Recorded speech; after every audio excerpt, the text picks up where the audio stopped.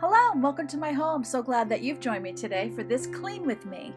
If you're new here, my name is Karen and I'd like to not only motivate you with this Clean With Me, but I'd also like to leave you with some encouraging words, so I hope that you'll stay tuned. Today I'm doing a deep cleaning project in the master bedroom, but before I can do that, I need to make my bed and clean off my desk. In times of high stress like we're dealing with now, we tend to respond in one of two ways, or both ways depending on the day. The first extreme is to drift like a rowboat, untethered on the seas. We drift and sway with no real direction. We're active but unfocused. We can't make headway. The second extreme is to work 24/7 with little to no rest. I'd like to encourage you concerning both extremes. Honestly, I've responded in both ways lately, and I'm having to be very intentional with how I spend my time to save myself from both. When I drift, I feel depressed and useless. When I work 24/7, I feel overwhelmed and exhausted and a little bit resentful, as though someone else is making me keep this ridiculous schedule. For the time being, to help hem myself in, I've gone back to zone cleaning, and I'm specifically looking at the FLYLADY to see where she's working each week, and I'm working in those rooms. I have my own take on the FLYLADY, but I am working her system. I'm setting my timer for 15 minutes on my phone, and I'm working in 15-minute segments. I've chosen this window in my master bedroom. The blinds are super dusty, so I'm starting there, and then I'm going to move on to the windows themselves and then the ledge. It took a little longer than I planned, which is fine. I took it in 15-minute segments. Most people will do 15 minutes per day for 5 days. I chose to just make sure I was spending about 45 minutes in my bedroom, and then I did about a 15-minute job in the bathroom. That would be 5 days of 15-minute segments if I was strictly doing the FLYLADY. And I chose things that I tend not to do often. I'm using a dry microfiber hand mitt that I got at the dollar store, and I'm choosing to use it dry because I'm dealing with dust. If I use anything with any wetness at all, then it's going to be a bigger job. As you can see, this is a rather large blind, and it took me a good 15 minutes to get it done, and I even had to put my glasses on because I didn't think I was really seeing all of the dust there. Normally, I have certain days of the week allotted to get the bathrooms cleaned and to get the cat box clean, but other than that, I tend to just look around my house, see what needs to be cleaned, and clean it. But that's not working for me right now, so I need to change it up. With all the hours of the day spent at home right now, I felt a big need to anchor myself down so that I'm not floating from one activity to another and not actually getting anything done. Also, giving myself a measurable amount of work to do helps me to know when I'm finished that I've actually done something, and then I don't feel like I'm being lazy, and I can give myself permission to rest and do some activities that I enjoy and to spend time with my family. As the one who normally manages the home, it's easy to feel when you sit down to watch a movie with your kids that you should be doing something else, and then you have a sense of false guilt. It's also super important not to be working yourself to death.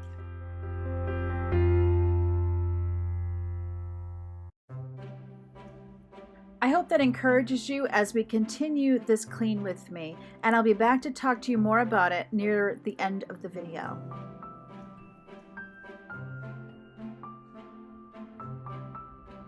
Here's just one side of that microfiber mitt when I was done cleaning. Now I'm going to move on to the window itself.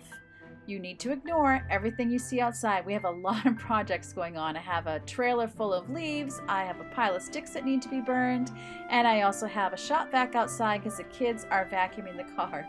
Here you can see pine spills that are trapped in the window.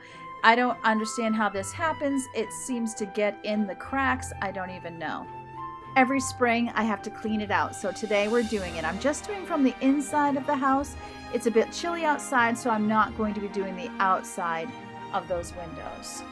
Once I opened the window, I could really see all the dirt that was underneath the window pane itself, so I'm getting in there with wood cleaner. I'm gonna be using a brush. I'm gonna be using a toothbrush. I just go in there with just about everything until it's clean.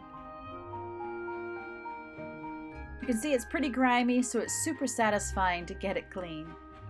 Now that I have the base pretty much clean, I'm going after those window panes. And you can see the crisscross framing. I wish I could pull that off like you can in the more modern windows, but I think these are original to the house, which puts them at about 1987. So there's no removing that crisscross pattern.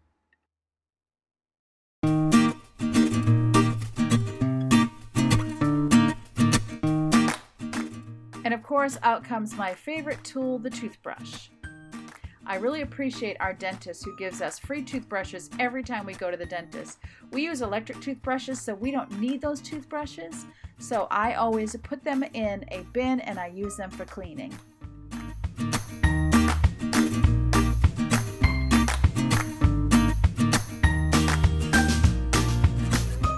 Now I'm taking a cleaning brush to the screens and I'm just brushing it down, and it's getting out all the dust, any cobwebs, and any final pine spills that were stuck between the windows.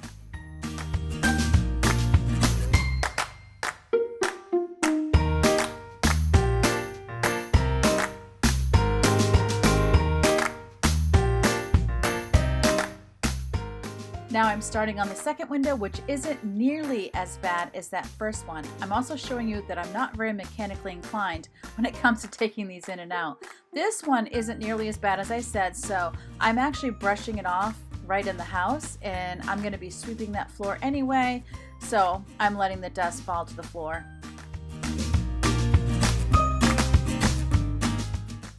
And then I'm just taking that brush around the window, getting any loose dirt off before I go in for a more minute clean. You can see how dirty it is. I'm going right in with the toothbrush right away because it works so well with the last window.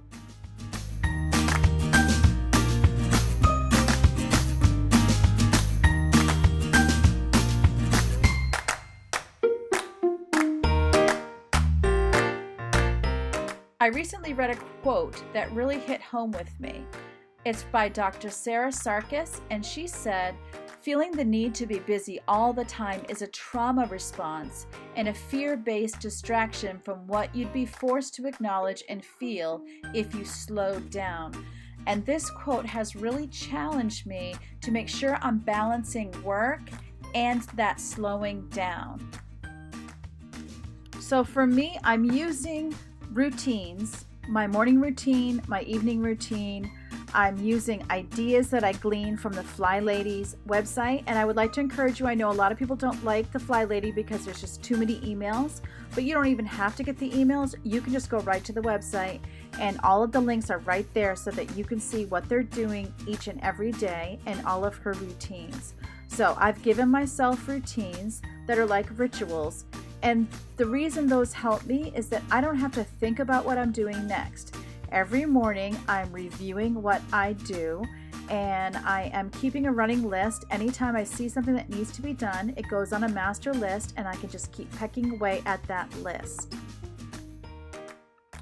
But I'm also making sure that also on that list are things that I enjoy doing, that I find relaxing. I'm starting a list of those things that help me to relax and recenter myself. And then I'm also making sure I'm scheduling in time to maybe play games with the kids, time to spend time with my husband, time to watch those movies as a family, and being very intentional about resting and when I'm going to stop so that I'm just not acting like a hamster on a wheel. Now the window's all clean. It feels so good and it looks so much better. It was super satisfying. No more junk and pine spills. In the bathroom, this is the inside of my washing machine, and this is where I have chosen to work. And before I can do anything, I need to empty the dryer so that I can put the clothes that are in the washing machine from my morning load into the dryer. I always make sure to do one load of laundry in the morning and one load of laundry at night, and that keeps me up pretty well with my family of 8. There's 2 areas that I want to clean. There's the first. It has a lot of residue from my softener, and then around the edges you can see the black. That's because we have well water, so that's all minerals and hard water stains. So I'm spraying this down with bleach, And I know a lot of people don't like to use bleach, but I just find it really works. And then while I'm getting the middle section cleaned out, it's giving the side sections a chance for the bleach to set in. I did have a hard time with where the lettering is, getting that to come clean, so I might try that again another day. But I definitely spent at least a good 15 minutes, maybe 20 minutes on the washer. Once I was done, I let the machine run a cycle with hot water and plain bleach. That's what I want to leave you with today. I hope that you're giving yourself grace and that you're patient with yourself. We can have the most perfect schedules, but you know what? Some days it's just not going to work, and that's okay. I center myself every day by praying to God and spending time reading the Bible, and that helps me so much. And then I've given myself routines and rituals. I'm checking the FLYLADY to see where she's at and to get ideas there. I'm checking the list of things I want to get done. I'm scheduling what time I'm going to work. I'm scheduling what time I'm going to rest and recharge, and I'm scheduling time that I can be enjoying my family. It's all a balance, and I just pray for you today that you're able to strike the balance that works for you. I'm praying for health for your families. I'm praying for any struggles that you might be going through. I hope you know that God loves you so much, and I love you too. And I can't wait to see you next time. And I thank you so much for spending your valuable time with me.